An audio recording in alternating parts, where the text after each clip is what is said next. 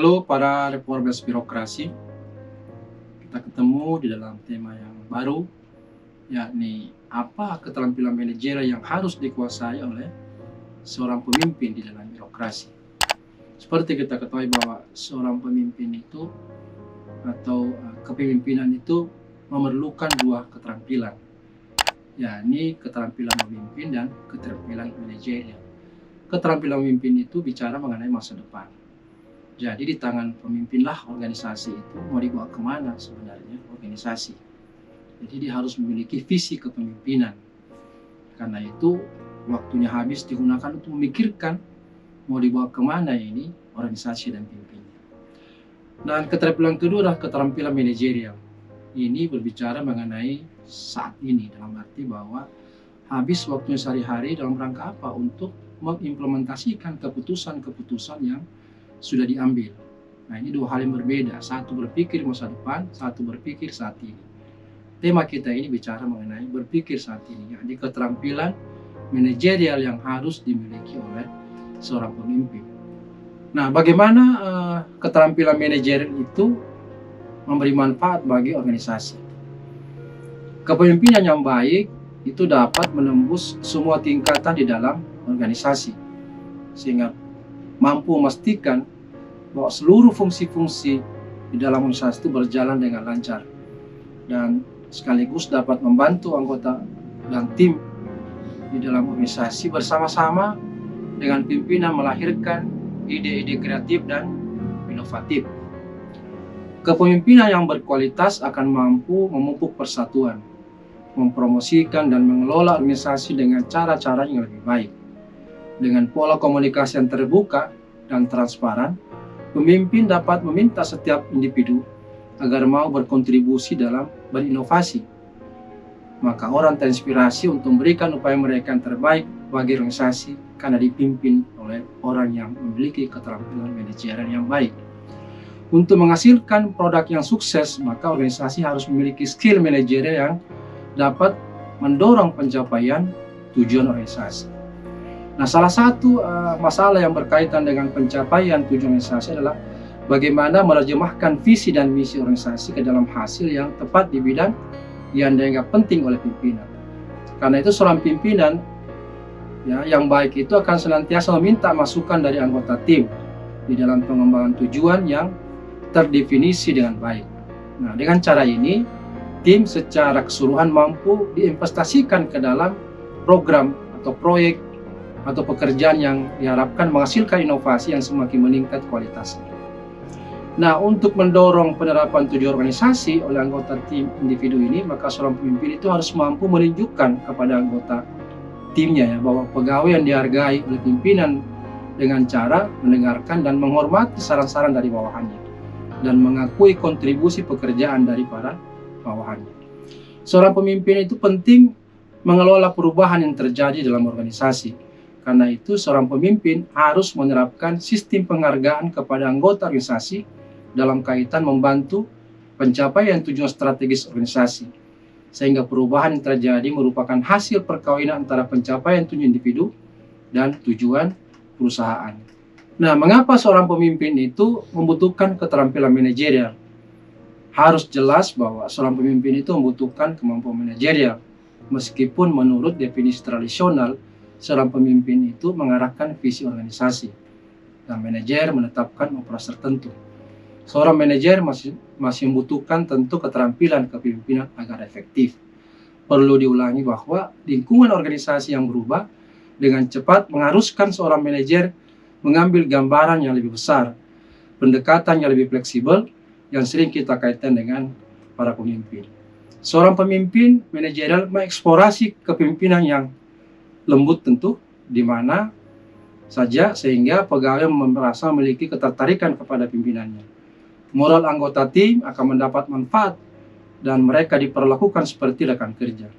Sebuah tim dapat sampai pada solusi kreatif terhadap masalah baru dengan membuka proses pemecahan masalah. Seorang manajer tentu tidak dapat mengelola orang, dia hanya dapat mengelola aktivitas sumber daya dan alur kerja. Karena seorang manajer hanya dapat mengatur bagaimana orang menghasilkan hasil. Salah satunya pilihan bagi pimpinan manajerial adalah memimpin orang. bukan mengelola, apalagi lingkungan organisasi saat ini sudah transparan dan memerlukan kolaborasi. Nah, perlu kita ketahui bahwa apa saja ciri-ciri pimpinan yang mampu berperan sebagai manajer. Nah, seorang pimpinan adalah sosok kunci dalam organisasi, karena itu pimpinan harus memiliki keterampilan untuk mencapai tujuan dan sasaran organisasi. Nah, beberapa cara pemimpin yang mampu berperan selaku manajer itu adalah, pertama, dia harus mampu berkomunikasi dan efektif melalui hierarki organisasi yang ada. Kreatif dalam pemecahan masalah yang dihadapi oleh bawahan, mudah beradaptasi dan fleksibel dalam melakukan pendekatan terhadap bawahan, terbuka untuk ide-ide baru dari bawahan atau tim, pemahaman yang baik tentang perilaku pegawai, dan memiliki pandangan yang komprehensif terhadap lingkungan organisasi termasuk cara mengoptimalkan kinerja organisasi. Nah, aspek-aspek apa saja kepemimpinan manajerial itu adalah dia harus lebih fokus pada orang-orang yang membuat perubahan terjadi. Jadi seorang pemimpin itu harus bisa mengasah area di mana dia dapat membawa orang ke dalam proses dengan cara yang tepat. Mau mendelegasikan ke anggota tim mereka. Hal ini mendorong partisipasi dan kontribusi bawahan terhadap keberhasilan organisasi. Harus bisa melatih pegawai dan bisa membangun keterampilan dan memicu moralnya lebih tinggi, sehingga anggota tim menerima pembinaan lebih kompeten dalam pekerjaan mereka dan lebih bahagia karena pimpinannya mau melatih mereka. Seorang manajer itu dia harus menjadi pendengar yang efektif dan aktif. Ini merupakan bagian penting dari menjadi komunikator yang efektif dan seringkali diabaikan oleh seorang pimpinan. Seorang manajer harus mampu mengembangkan hubungan yang bermakna di antara anggota tim. Karena itu tugas pimpinan bagaimana mendapatkan kepercayaan anggota tim dari pimpinannya dan bersikap autentik dan tertarik pada masalah-masalah yang dihadapi oleh tim. Selesaikan persoalan-persoalan dengan anggota tim dan senantiasa memandang bahwa untuk mengatasi itu memerlukan keterampilan dan pengetahuan dari bawahan. Nah, bagaimana gaya keterampilan seorang manajer diterapkan itu? Maka jika seorang manajer memiliki tim yang sangat kompeten dan terampil, maka gaya kepemimpinan yang digunakan tentu lebih terbuka dan demokratis. Nah, gaya ini cocok ketika anggota tim itu sangat mandiri dan menghargai kemampuan timnya untuk membuat keputusan. Anggota tim itu yang berpengalaman seperti ini memang harus kemudian dalam mewujudkan tujuan organisasi itu diarahkan saja karena mereka sudah relatif cukup memiliki pengetahuan yang baik dan sudah mampu untuk menghadapi tantangan. Karena itu menghasilkan produk yang lebih optimal itu bisa diperoleh dari anggota tim yang seperti ini. Maka karena itu pimpinan harus memberi mereka tingkat otonomi yang lebih luas.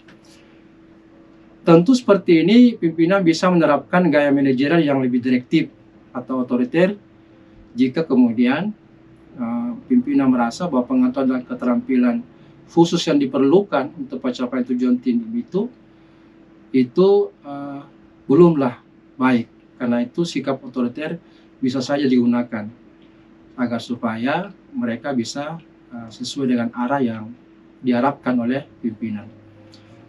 Kepemimpinan transaksional itu sangat mirip dengan kepemimpinan otoriter. Dalam kepemimpinan transaksional itu pemimpin mengharapkan bawahannya itu untuk melaksanakan visi dia. Gaya ini sebagian besar dasarkan pada kepribadian pemimpin dan bukan pada tuntutan tugas atau lingkungan. Nah, tentu kelemahan dari pendekatan ini adalah bahwa hal itu dapat menyebabkan pergantian yang tinggi dalam tim karena individu yang berbakat dan cerdas biasanya tidak dipenuhi dalam mengikuti perintah atasan seperti robot gitu. Karena dia ingin diberikan otonomi yang lebih luas. Seorang pemimpin transformasional tentu menginspirasi kesetiaan dan kepercayaan pada timnya dengan menciptakan visi bersama. Nah, dengan mempersiapkan timnya untuk menangani tantangan pekerjaan dan dengan pemimpin yang penuh dengan energi dan karisma ini, maka bisa berkolaborasi menjadi sebuah tim yang sangat cocok di dalam membawa organisasi ke arah pencapaian visi dan tujuan organisasinya. Nah, bagaimana seorang pemimpin ini atau manajer dapat menampilkan kepemimpinan yang baik? Maka itu bisa menunjukkan dengan cara apa? Jika pimpinan itu mampu menjadwalkan rapat misalnya dan memberikan contoh yang baik. Jangan kemudian pimpinan yang justru datang terlambat sehingga anak-anak anggota biasanya agak kecewa. Lalu membangun tim, ya, tentu ini harus membangun jaringan di dalam tim, bahkan berupaya untuk membangun jejaring dengan para mitra yang berada di luar. Dia juga harus menjadi contoh. Jangan pernah meminta tim Anda untuk melakukan tugas yang tidak siap atau tidak diinginkan untuk mereka lakukan. Yang berikutnya saya kira pimpinan harus jujur ya dalam menilai pekerjaan bawahan. Jangan menunjukkan sikap subjektif. Jangan juga melampaui batas dalam hal otoritas yang Anda miliki. Jadi membuat tuntutan yang tidak masuk akal dari tim Anda hanya akan menimbulkan permusuhan, bukan malah meningkatkan kinerja. Selain itu, pimpinan harus bersikap realistis, tetapi juga optimis gitu. Nah, ini yang harus juga dimiliki oleh seorang manajerial. Harus mampu memanfaatkan diri seorang pemimpin untuk mampu menjadi mentor yang baik bagi bawahannya. Jadi seorang pemimpin yang baik itu dia tahu betul kapan harus mendapatkan bantuan atau nasihat. Dan yang kedelapan saya kira ya umpan balik menjadi sangat penting, sekaligus memberikan sinyal kepada tim dan bawahan Anda bahwa pimpinan itu sangat menghargai masukan mereka. Sehingga diharapkan bahwa anggota tim itu akan membalas kepercayaan pimpinan pada ide-ide mereka ya dengan kesetiaan dan dedikasi mereka untuk kesuksesan tim. Nah, berdayakan anggota tim ini penting, jadi tentu harus bisa mengizinkan tim seorang pimpinan itu untuk melakukan tugas-tugas dengan otonomi yang lebih banyak. Nah, berarti ini menunjukkan bahwa sejauh mana kualitas kepemimpinan Anda di dalam konteks ini. Dan tentu seorang pimpinan harus mampu meningkatkan efisiensi tim dengan menghilangkan hambatan-hambatan yang mungkin terjadi. Sekaligus harus bisa meningkatkan moral dengan menunjukkan kepada tim Anda itu bahwa pimpinan itu mempercayai bawahannya. Ketika orang dipercaya untuk tampil, maka mereka akan berani untuk melakukan. Yang berikutnya saya kira adalah kembangkan fleksibilitas. Nah, untuk mengatasi lingkungan yang sangat dinamis seperti ini, maka tentu harus terus berubah.